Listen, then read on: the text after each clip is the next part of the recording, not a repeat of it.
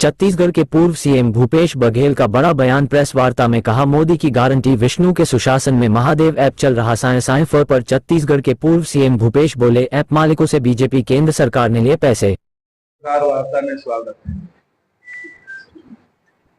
लोकसभा के चुनाव घोषित हो चुके हैं। कौन से चरण में कौन से लोकसभा के चुनाव होंगे ये भी तिथि तय हो गया है। कांग्रेस पार्टी ने मुझे राजनांदगांव से लोकसभा का प्रत्याशी बनाया है। ये चर्चा मीडिया में बहुत पहले से ही शुरू हो गई थी कि भूपेश बघेल को लोकसभा राजनांदगांव से लड़ाया जाए। इसी बीच में फिर से महादेव ऐप का जिन्न बाहर आया। आज दिल्ली से एक खबर छपी जिसमें महादेव सट्टा में यूडब्ल्यू ने एफआईआर दर्ज की है जिसमें मेरा भी नाम है।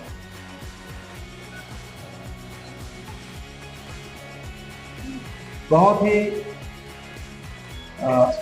सामान्य सी बात है, यदि थाने में या फिर यूडब्ल्यू में एफआईआर दर्ज हो तो उसी दिन उसको अपने वेबसाइट में उसे डाल दिया जाता। एफआईआर की कापी आप देखेंगे, ये 4 मार्च से एफआईआर की कापी है। उसमें 4 मार्च लिखा गया है और आज रविवार के दिन 17 तारीख दिल्ली से इसे प्रकाशित किया जाता है। रायपुर से नहीं, एफआईआर तो रायपुर में दर्ज। तो फिर 13-14 दिन तक क्या करते रहे? जैसे कि आप सब जानते हैं कि लिकर में और दूसरे पोल में सब एफआईआर दर्ज हुआ और तत्काल उसको वेबसाइट में डाल दिया गया। इसे क्यों नहीं डाला गया? दूसरी महत्वपूर्ण बात यह है कि ये जो महादेव ऐप है, इसके बारे में कम से कम रायपुर के और छत्तीसगढ़ के पत्रकार भली भांति परिचित है, क्योंकि अनेक बार इसके बारे में आप सबसे मैंने चर्चा कर ली।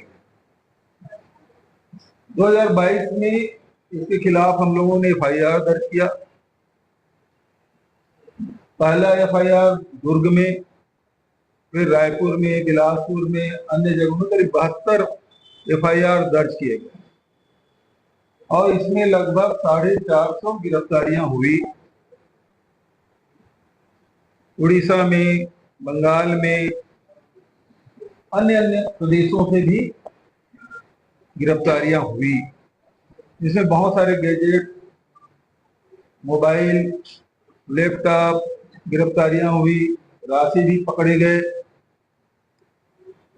और ये भी 2022 में, क्योंकि जो जुआ तस्करी अधिनियम है वो बहुत लचीला था, उसे कड़ा बनाने के लिए हमने विधानसभा में इसका बिल भी लाया, पारित भी कराया और लागू भी।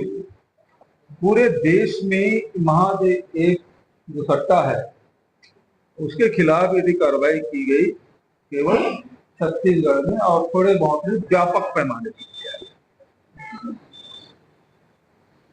और इसमें 1000 से अधिक खाते सीज किए गए, 200 से अधिक एटीएम कार्ड जब्त किए गए।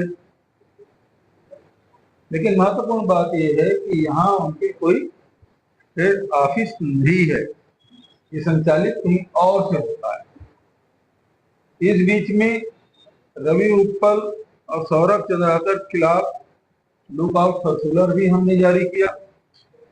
ये विदेश में थे इसको पकड़ के लाने की जिम्मेदारी भारत सरकार की थी, उन्होंने पकड़ा नहीं, बल्कि चुनाव आते आते इसमें कहानी में ट्विस्ट लाने के लिए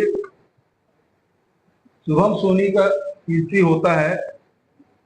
अभी तक उसके पहले तक के यही था कि रवि उत्पल और सौरभ चंद्राकर दो ही उसके डायरेक्टर हैं, लेकिन अचानक शुभम सोनी आते हैं और उन्होंने एक वीडियो जारी करता है जो भाजपा के कार्यालय से जारी होता है, ईडी कार्यालय से नहीं। और इसी बीच में आपने देखा होगा असीम दास नाम का व्यक्ति दुबई जाता है, वापस बैकपुर आने के बाद किसी होटल में उसको पकड़ा जाता है राशि करोड़ रुपए के साथ, और जो गाड़ी उपयोग करता है वो भारतीय जनता पार्टी के नेता अमर अग्रवाल जी के भाई के नाम से दर्ज है गाड़ी। और साथ ही उस असीम दास की फोटो अभी वर्तमान में जो विधानसभा अध्यक्ष है उनके साथ और पूर्व विधानसभा अध्यक्ष पांडे जी के साथ भी उसके फोटो दिखाई पड़े। उसके घर से भी राशि पकड़ी जाती है। और इसलिए अब मजेदार कहानी ये है कि अभी हाई कोर्ट में जो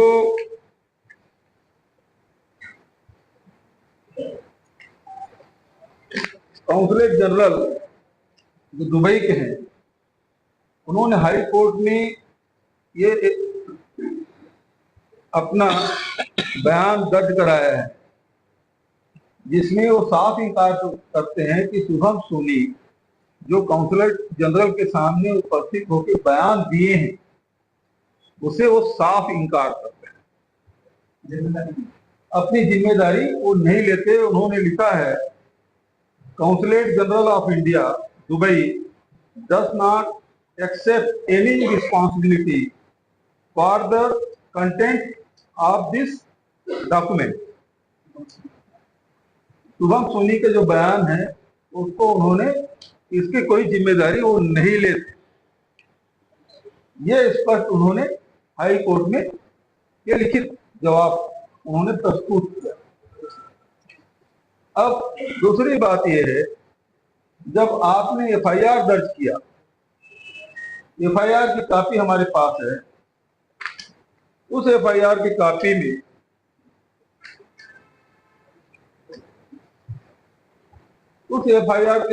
में आप देखेंगे कि 6वें नंबर पे मेरा नाम लिखा हुआ है और इसमें जो धाराएं लगी है 120, 34, 406, 420, 464, 468, 470 ये इसमें दर्ज।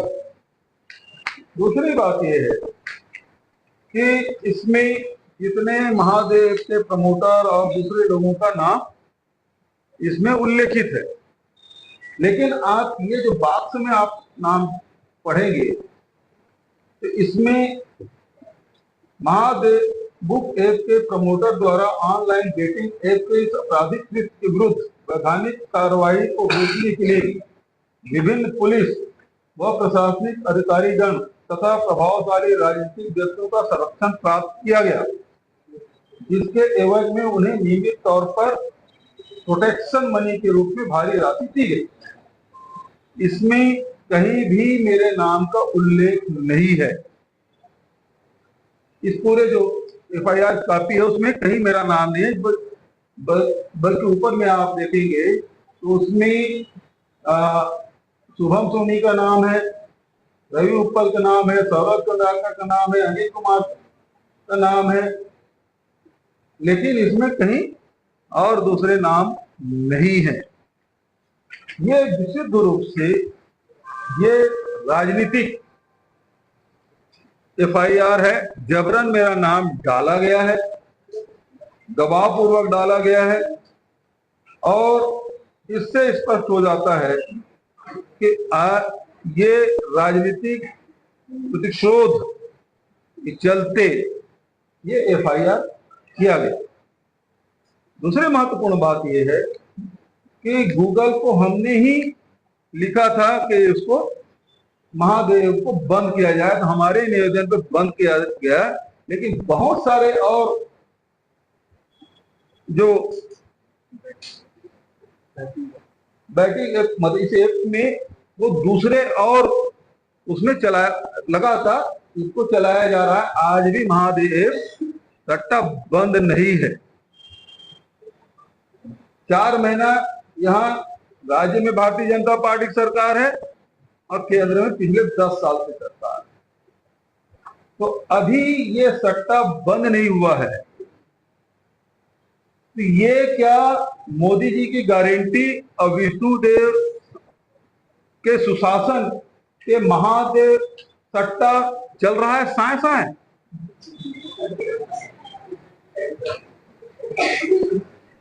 मोदी की सुशासन, मोदी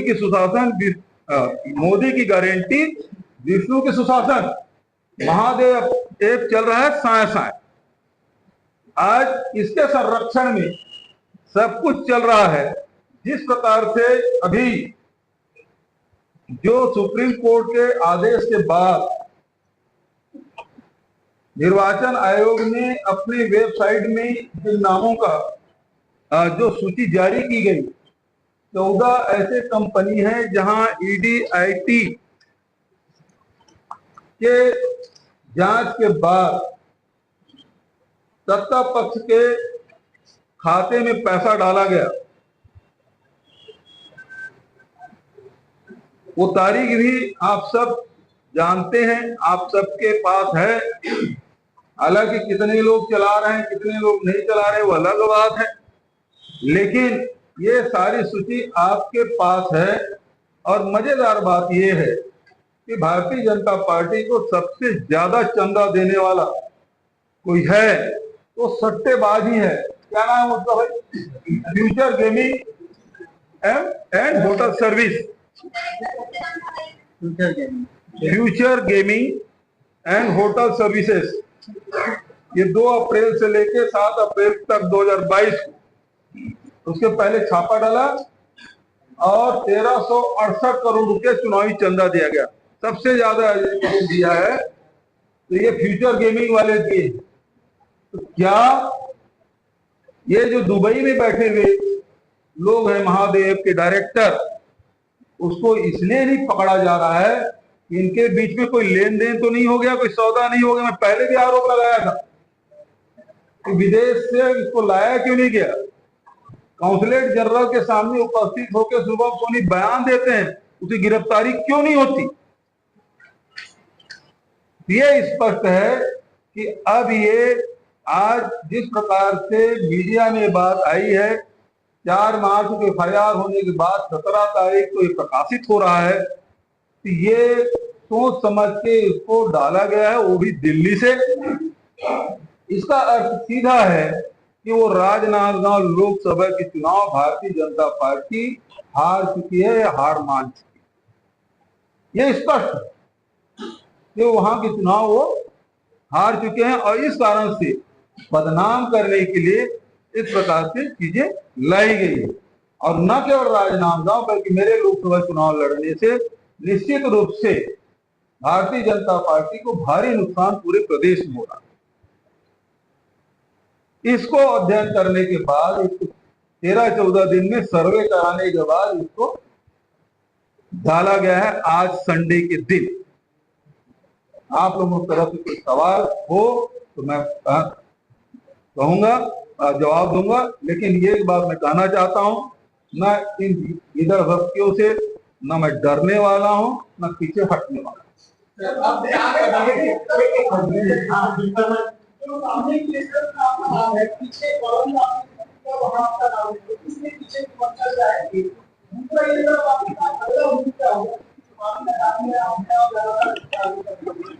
देखिए, सीधी सी बात ये है कि जो सूची है उसमें मेरा नाम डाल दिए, बचत विवरण में मेरा नाम नहीं है। तो एक बात है, यदि सूची में मेरा नाम डाले और विवरण में राजनीतिक संरक्षण और अधिकारियों संरक्षण, तो जब यदि वहां वो नाम नहीं है तो यहाँ नाम है तो जब मेरा नाम यहाँ डाल सकते हैं तो उन अधिकारियों भी नाम डालना सकते, क्यों नहीं डाला गया?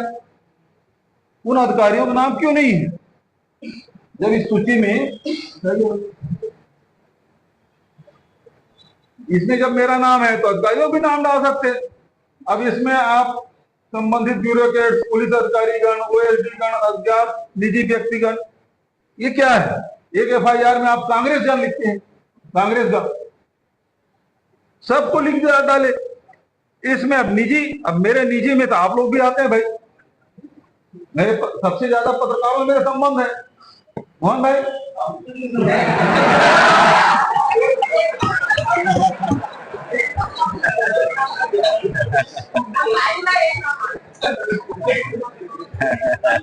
इसमें किसी का नाम नहीं है, इस बॉक्स में है ना, इसमें मेरा नाम है। तो उस अधिकारियों का नाम इसमें आना चाहिए। तो इसका मतलब ये है कि जानबूझ के बदनाम करने के लिए लोकसभा चुनाव है और इसी मुद्दे पे ये लोग चुनाव में जाएंगे। सर, मेरा सवाल है कि आपको ये टारगेट क्यों किया जा रहा है? क्या आप इतनी मजबूत स्थिति पर है कि आपको तोड़ना है, या फिर आप इतनी कमजोर स्थिति पर है कि आप आजाद हैं उधर पहुंचना? क्योंकि अभी ऐसी कोई मतलब रिसेंट में ऐसी कोई घटना नहीं है सर कि मतलब इस तरह की कार्रवाई अभी होनी चाहिए। और विधानसभा के पहले की भी अगर हम कार्रवाई को देखते हैं आपके खिलाफ, और अभी ये सवाल इसलिए कि आप इतने इजी हैं उसके लिए, या इतना मुश्किल है कि आपको तोड़ना है? देखिए, मैं पहले ही बोल चुका हूं कि ये 2021 से 2021 से आईटी, ईडी, सीबीआई लगातार लगे, डीआरआई लगे थे, और उसमें पूरे प्रदेश में वो किस मोहल्ले में नहीं गए, कौन सा वर्ग छूटा हो जिसको डराया नहीं गया हो, जिसको धमकाया नहीं गया हो, दबाव नहीं डाला गया हो मेरा नाम लेने की,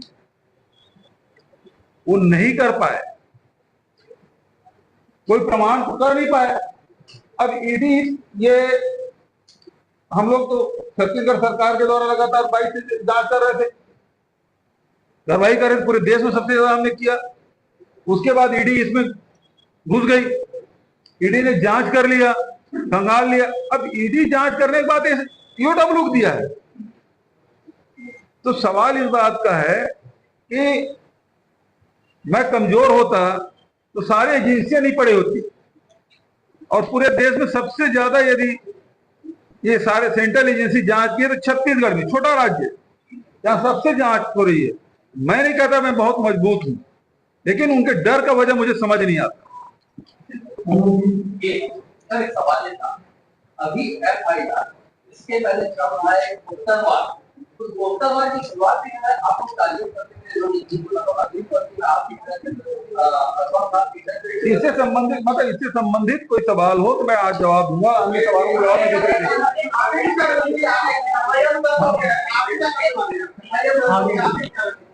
अब इसमें देखिए, मैं तो पहले बोल दिया, इसको जो करना है करे।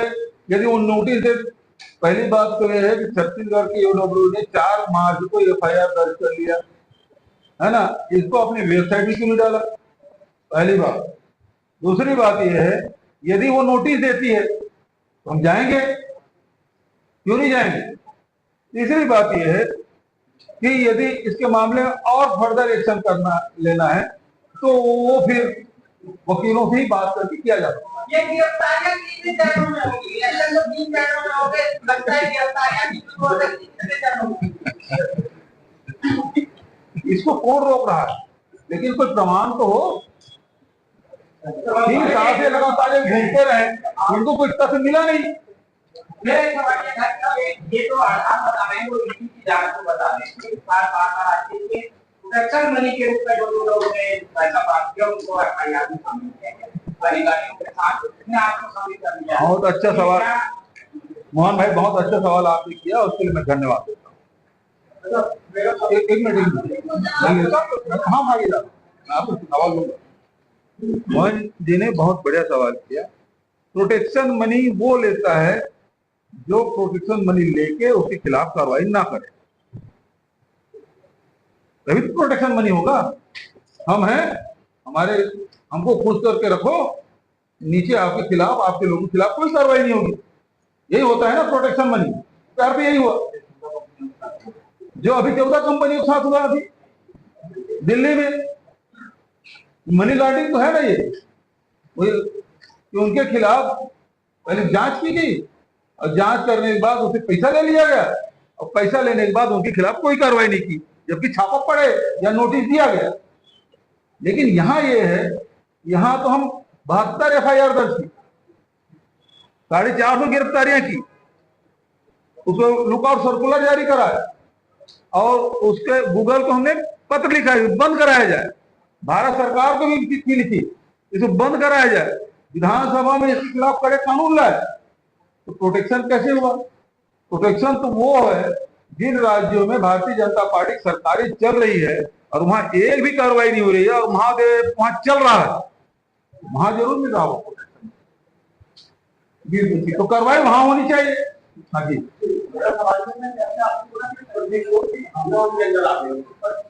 ऐसा क्या कर दिया है कि वो प्रतिशोध बनकर आए? पूरे देश में चल रहा है उनका। तो ये है, देखिए इनका तो आइडियोलॉजी यही है, या तो हमारे पास आ जाओ और नहीं तो आपके खिलाफ कार्रवाई के लिए तैयार रहो। हैं? नहीं, इनकी हिम्मत नहीं है, भूपेश बघेल को ऑफर देते हैं।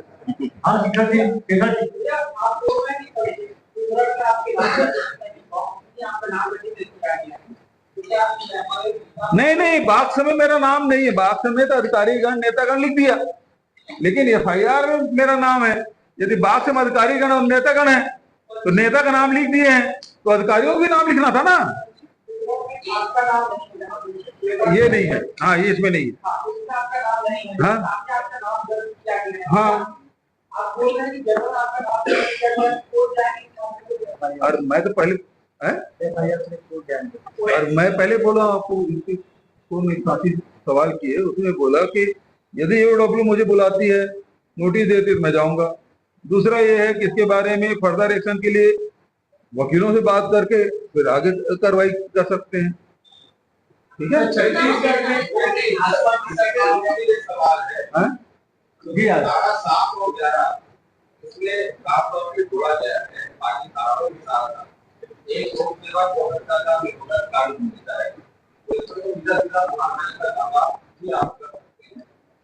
वही तो। अब आज ही देखिए, ये तो ऐसा है कि दिल्ली में एक वेबसाइट में प्रकाशित हुआ, वेब पोर्टल में, है ना, अब वो धीरे धीरे यहाँ फैलने लगा, पत्रकार फोन करने लगे, कुछ घर में आ गए, तो मैंने कहा ये पत्रकार वार्ता ही ले लेता हूँ। अभी तो अब एक एक जानकारी होती जाएगी तो वकीलों से बात करूंगी इसमें क्या हो सकता है, नहीं हो सकता। सर, इससे आपका समय खराब नहीं होगा क्योंकि अभी चुनाव के आपको रैली करनी है और अभी आप ये तो मुझे बढ़िया प्रचार करने का मौका दे रहे हैं। हाँ भाई, मीडिया हम लोग दिखते कहाँ है ना, वहां तो सब मोदी जी की गारंटी दिखाई देती है, चाहे टेलीविजन खोलो तब, चाहे प्रिंट मीडिया देखो तब, चाहे पोर्टल मीडिया देखो तब, सब में वही दिखाई देते हैं। वो तो आप लोग भी तो प्रमुख जो पत्रकार हैं उनका भी पोर्टल देखो ना, तो विज्ञापन जिसके खिलाफ होते रहते तो उसमें भी उसी का विज्ञापन आता है।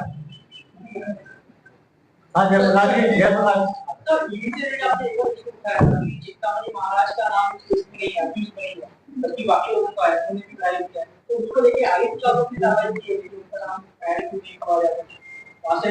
भाई वो तो मोदी वॉशिंग मशीन में धुल गया, जैसे अजीत पवार धुल गए, है ना, जैसे नारायण राणे धुल गए, बहुत सारे नेता और धुल गए, अभी ताजा ताजा और नेता गए जो राज्यसभा में गए वो भी धुल गए, वैसे चिंतामणि महाराज भी धुल गए।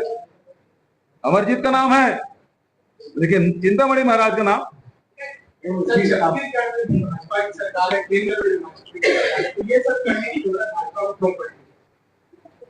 ये सवाल तो इनको क्यों जरूरत पड़ रही? महादेव बंद क्यों नहीं करा रहे हैं? यही कर रहा हूँ, मोदी की गारंटी, विष्णु सुशासन, महादेव चल रहा है साया। भाई मैं कह रहा क्यों बंद नहीं हो रहा?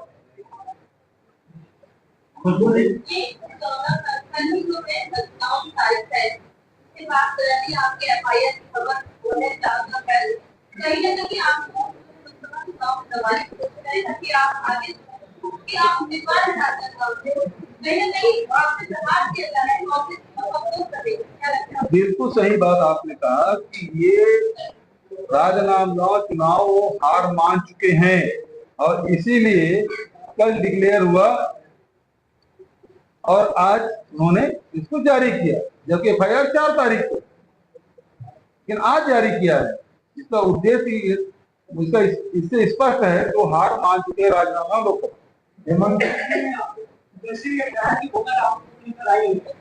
तमाम कैबिनेट ने मोर्चा संभाल लिया है, सभी पूरी तरह यही कह रहे हैं कि महादेव का त्रिनेत्र खुल गया है। ये महादेव का त्रिनेत्र खुल गया है कैबिनेट में, मतलब राष्ट्रीय स्तर पे भी मतलब इतने डरे हुए हैं। तो सवाल इस बात का है कि वो जो ये क्या नाम है उसका फ्यूचर गेमिंग, इसके बारे में बता दो। ये सब उनके भविष्य हैं जो 1368 करोड़ रुपए प्राप्त किए हैं, उस पर कार्रवाई नहीं किए हैं। महादेव से कितना लिए हैं बताए, उसके खिलाफ कार्रवाई क्यों नहीं हो रही? दुबई से पकड़ के क्यों नहीं ला रहे हैं? काउंसलेट जनरल के सामने उपस्थित हुए गिरफ्तार क्यों नहीं किए? ये सवाल है कि ये महादेव के नाम से दूसरे को बदनाम करो। कार्रवाई हमने की कि केंद्रीय मंत्री बताएं जिसके जिन जिन राज्य से आते हैं वहां जो महादेव चल रहा है कि नहीं चल रहा है और वहां रोकने की क्या कार्रवाई की है, ये केंद्र सरकार बताए। खुद क्यों नहीं रोक रहे हैं? वो तो बल्कि ये है कि ये जितने भी सट्टा है उसमें 28% जीएसटी लगाया है और 4% सरचार्ज लगाया है, उससे पैसा कमा रहे हैं। असल ये है कि सट्टा, ये महादेव जो है उसके खिलाफ मैंने कार्रवाई कर दी उससे विचलित होके, क्योंकि सट्टा पैसा कमा रहे हैं, सरकार भी पैसा कमा रही सट्टे से, क्योंकि 28% जीएसटी लिए और 4% सरचार्ज, और भारतीय जनता पार्टी खुद कमा रही 1368 करोड़ रुपया। यह है पार्टी भी कमा रही है और सरकार भी कमा रही है। वो तो आंख की किरकिरी बन गया मैं, यहाँ कार्रवाई कर दिया और कड़े कानून बनाया। ठीक है, भारतीय जनता पार्टी से लोकसभा चुनाव हारने से मुद्दा बनाए, क्या लोकसभा चुनाव में इसका प्रभाव पड़ेगा? आप लोगों के बीच क्या कहकर लेकर जाएंगे कि आपको दबाव दिया जा रहा है, आपको मैं ये कह रहा हूं कि महादेव को भारत सरकार क्यों नहीं बंद कर रही है? डबल इंजन सरकार क्यों बंद नहीं कर रही है? कितना पैसा लिए हैं? मेरा आरोप ये है कि ये जैसे फ्यूचर गेमिंग से पैसा लिए हैं उसी प्रकार से महादेव से भी पैसा लिए हैं, तभी उनके खिलाफ कार्रवाई नहीं हो रही। कितना लिए? देश में कांग्रेस की प्रक्रिया, अरे रहने दीजिए, सुने इसी संदर्भ में ना इसी के संबंध में क्या के बाद छत्तीसगढ़ में ये ना ये सवाल सर मेरा सवाल है कि आपकी सरकार अभी प्रधानमंत्री अब चुनाव आ गया है, भ्रष्टाचार के मुद्दे पर आपको आपके पास इसका क्यों है? अरे तोड़ तो ये सुप्रीम कोर्ट के आदेश पे निर्वाचन आयोग ने वेबसाइट में अपना अपलोड कर दिया। इसको कस्टमर दिखाएं तो, लोगों को बताएं तो, मीडिया क्यों नहीं बता रही है? इसको क्यों नहीं? जितना सवाल मुझसे पूछ रहे हैं, एक आध सवाल भारतीय जनता पार्टी के लोगों से पूछ लीजिए, ये मैं निवेदन करना चाहता हूँ। धन्यवाद, थैंक यू।